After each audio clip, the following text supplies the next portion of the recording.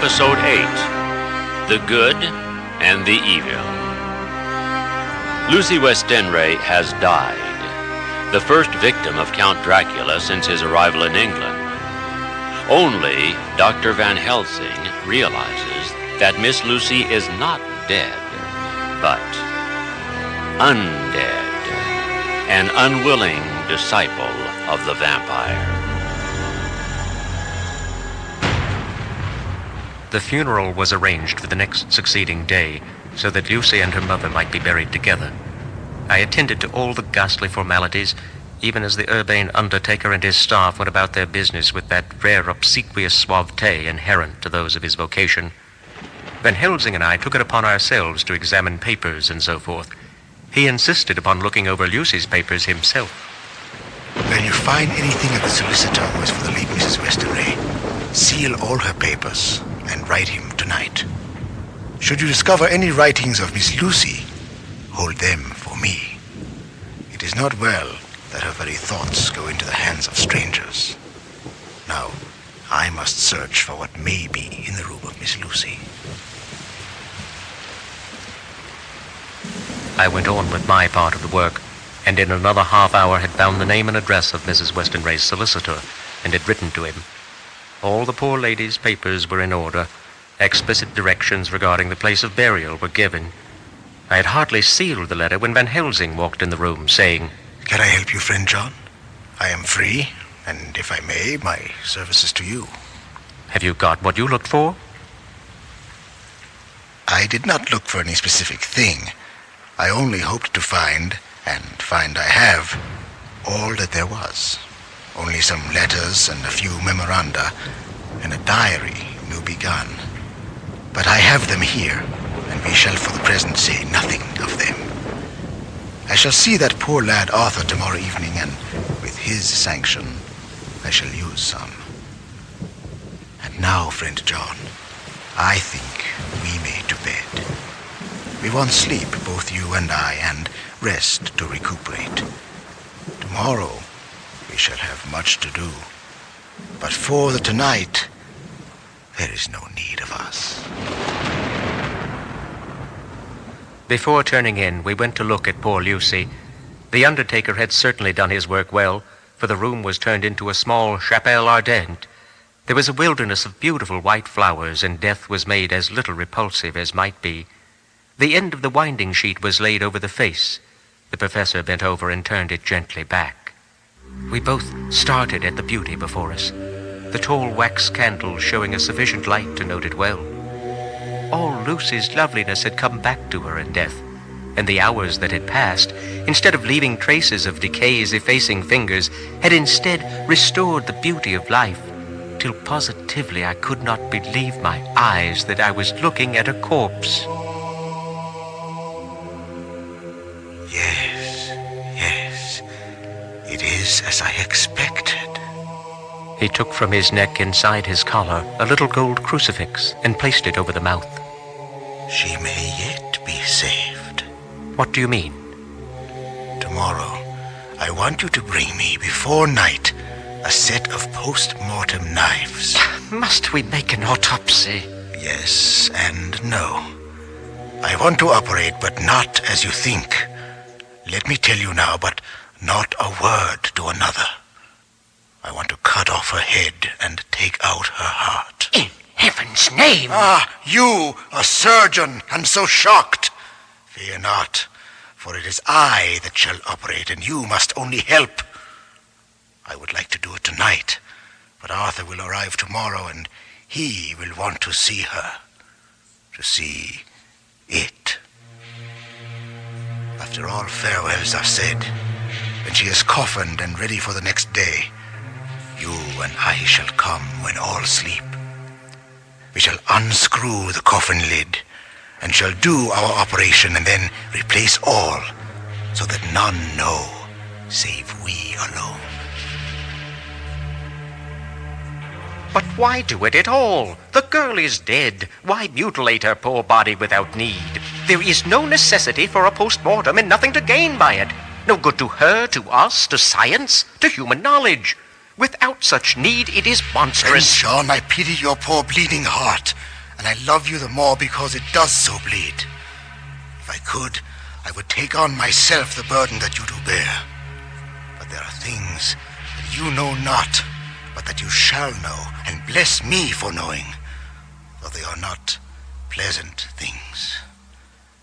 Were you not amazed, nay, horrified, when I would not let Arthur kiss his love, though she was dying, and snatched him away by all my strength?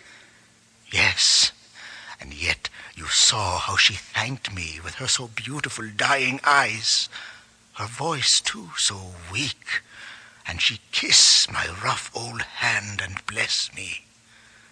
And did you not hear me swear promise to her, that so she closed her eyes grateful? I do recall. Well, I have good reason now for all I want to do. You have for many years trusted me. You have believed me these weeks past, when there be things so strange that you might have well doubt. Friend John, there are strange and terrible days before us. Let us not be two, but one, that so we work to a good end. Will you not have faith in me? I do acquiesce, with reservations. It is enough. I held my door open as he went away and watched him go into his room and close the door. As I stood without moving, I saw one of the maids pass silently along the passage, and she had her back towards me, so did not see me, and go into the room where Lucy lay. The sight touched me. Devotion is so rare, and we are so grateful to those who show it, unasked to those we love. I must have slept long and soundly, for it was broad daylight when Van Helsing waked me by coming into my room. He came over to my bedside and said, You need not trouble about the knives. We shall not do it. Why not? Because it is too late, or too early. See, this was stolen in the night. Your gold crucifix. How is it stolen, since you have it now? Because I get it back from the worthless wretch who did steal it. Back from the woman who robbed the dead and the living. Now we can only wait. Wait? Wait for what? For the beginning to end, and the end to begin. Dr. Van Helsing, each day you leave me more puzzled. In time, my friend, all in time. There are many pieces to the puzzle, eh? For now, you will prepare for the arrival of the young man, Arthur. And I must write to a young lady. Do you have the acquaintance of Mrs. Mina Harker, or rather, Miss Mina Murray? Why, yes. I believe her to be a dear friend of Lucy's. Is Mina a part of this? It is so. And also her new husband, Mr. Jonathan Harker. I fear I shall never follow your reasoning. Fear? You speak of fear? Watch. Listen. Learn. When truly you do understand, then you will know fear. Early the next day, Arthur Homewood arrived. Poor fellow. He looked desperately sad and broken. Even his stalwart manhood seemed to have shrunk somewhat under the strain of his much-tried emotions. With me he was as warm as ever, and to Van Helsing he was courteous. But I could not help seeing that there was some constraint with him. The professor noticed it too, and motioned me to bring him upstairs. I did so and left him at the door of the room, as I felt he would like to be quite alone with her. But he took my arm and led me in, saying, You loved her too, old fellow. She told me all about it. There was no friend had a closer place in her heart than you. I don't know how to thank you for all you've done for her. I only wish I could have done more. Oh, Jack, what shall I do? The whole of life seems gone from me all at once, and there is nothing in the wide world for me to live for. Come and look at her. Jack, is she really dead? It is so, Arthur.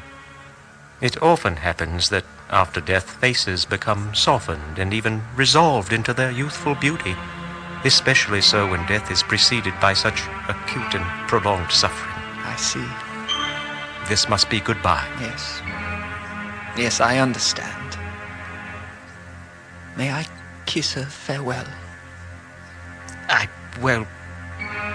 Well, yes, I suppose it would be all right. He took her dead hand in his and kissed it. With a feeling of anticipation for which I cannot account, I watched as he bent over and kissed her lips. Finally, he came away, fondly looking back over his shoulder at her. I left him in the drawing room and went to the study where I found Van Helsing. He asked if she were really dead. I am not surprised. Just now, I doubted for a moment myself. Hello, Dr. Van Helsing. Ah, young Arthur. Come in, come in. You have seen her and said your heart's farewell. Yes, thank you. And let me say that I am at a loss for words to thank you for your goodness to my poor dear. I know that she understood your goodness even better than I do. And if I have been rude or in any way wanting, you must forgive me. I know it has been hard for you to quite trust me. And I take it that you cannot trust me now, for you do not yet understand. But the time will come when your trust shall be whole and complete, and then you shall understand as though the sunlight himself shone through. But, Doctor, I do trust you. I shall and always trust you. I know and believe you have a very noble heart, and you are Jack's friend, and you were hers. May I ask you something now? Certainly. You know that Mrs. Westenray left you all her property. Lucy's mother? All property, all letters of both Mrs. Westenray and Miss Lucy. I never thought of it. And as it is all yours, you have a right to deal with it as you will. I want you to give me permission to read all Miss Lucy's papers and letters. Believe me, it is no idle curiosity. I have a motive of which, be sure, she would have approved. I have them all here. I took them before we knew that all was yours, so that no strange hand might touch them, no strange eye look through words into her soul. I shall keep them if I may. Even you may not see them yet, but I shall keep them safe. No word shall be lost, and in the good time I shall give them back to you. It's a hard thing I ask, but you will do it, will you not? For Lucy's sake. Dr. Van Helsing, you may do what you will. I feel that in saying this I am doing what my dear one would have approved. I shall not trouble you with questions till the time comes. And you are right. There will be pain for us all, but it will not be all pain, nor will this pain be the last. But we must be brave of heart and unselfish and do our duty, and all will be well.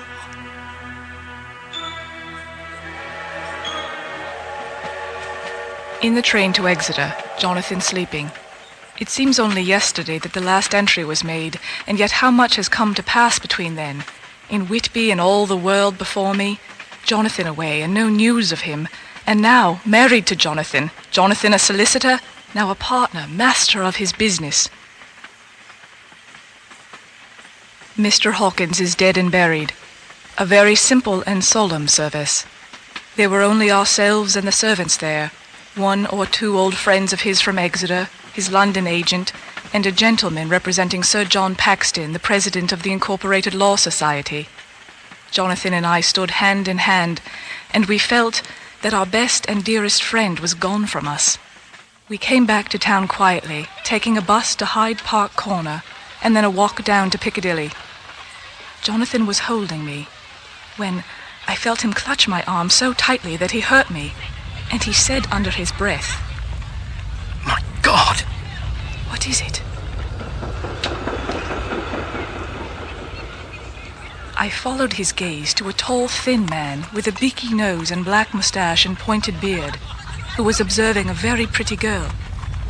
He was looking at her so hard that he did not notice either of us, and so I had a good view of him. His face was not a good face. It was hard and cruel and sensual, and his big white teeth, that looked all the whiter because his lips were so red, were pointed like an animal's. Jonathan, please, the man will notice your stare. Do you not see who it is? No, dear, I do not know him. Who is it? It is the man himself. The poor dear was evidently terrified at something, very greatly terrified. He kept staring as a man came out of a chemist shop with a small parcel and gave it to the lady, who then drove off. The dark man kept his eyes fixed on her, and when the carriage moved up Piccadilly, he followed in the same direction and hailed a hansom. Jonathan kept looking after him and said as if to himself, I believe it is the Count, but he has grown so young. My God, if this be so. Oh, my God. Oh, if I only knew. If I only knew.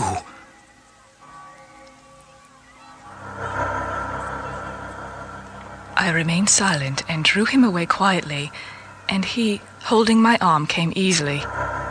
We walked a little further and then went in and sat for a while in the Green Park. It was a hot day for autumn, and there was a comfortable seat in a shady place. After a few minutes, staring at nothing, Jonathan's eyes closed, and he went quietly into a sleep, with his head on my shoulder. I thought it was the best thing for him, so did not disturb him. In about 20 minutes he woke up and said to me quite cheerfully, Why, Mina, have I been asleep? Oh, do forgive me for being so rude. Come, we'll have a cup of tea somewhere. He had evidently forgotten all about the dark stranger, as in his illness he had forgotten all that this episode had reminded him of. I must somehow learn the facts of his journey abroad. The time is come, I fear, when I must open that parcel and know what is written in the journal. Oh, Jonathan, you will, I know, forgive me if I do wrong, but it is for your own dear sake.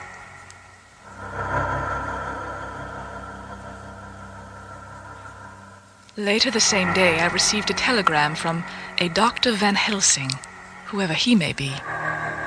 You will be grieved to hear that Mrs. Westenray died 5 days ago, and that Lucy died the day before yesterday. They were both buried today.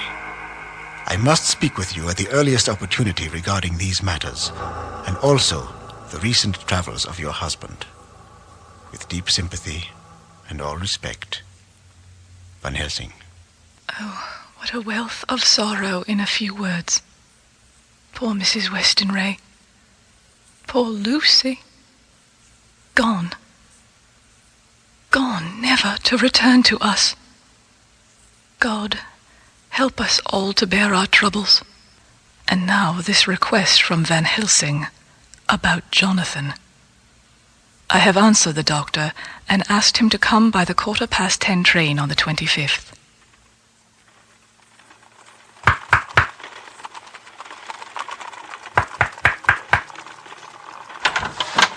Mrs. Harker?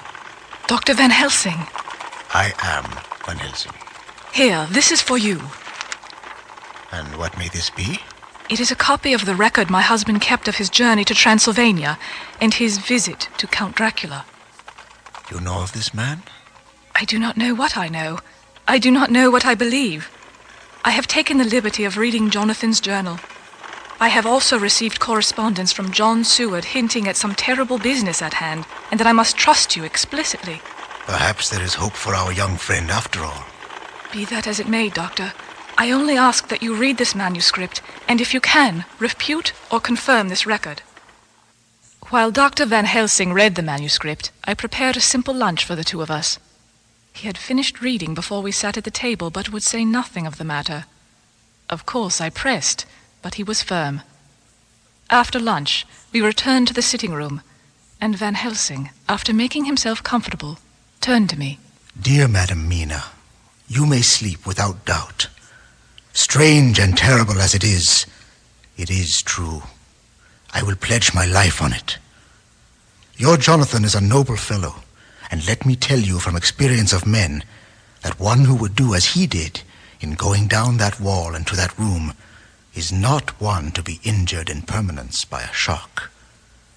His brain and his heart are all right. This I swear before I have even seen him, so be at rest. I have much to ask him. Will you bring him to me? Now? We have little time. This Count, this monster, is indeed in London.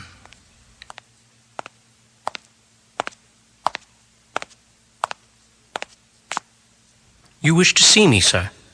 You will sit. And? Mr. Harker, you are in doubt of your own mind, yes? How do you mean? You may rest your mind. It is all true. All of it? All of it. The brides? The brides, the dogs, the wolves, the flames, the castle, the gypsies, the heaps of gold, the boxes of rotting earth. All true. All of it. You have cured me already. I was in doubt, and everything took a hue of unreality. I did not know what to trust, even the evidence of my own senses.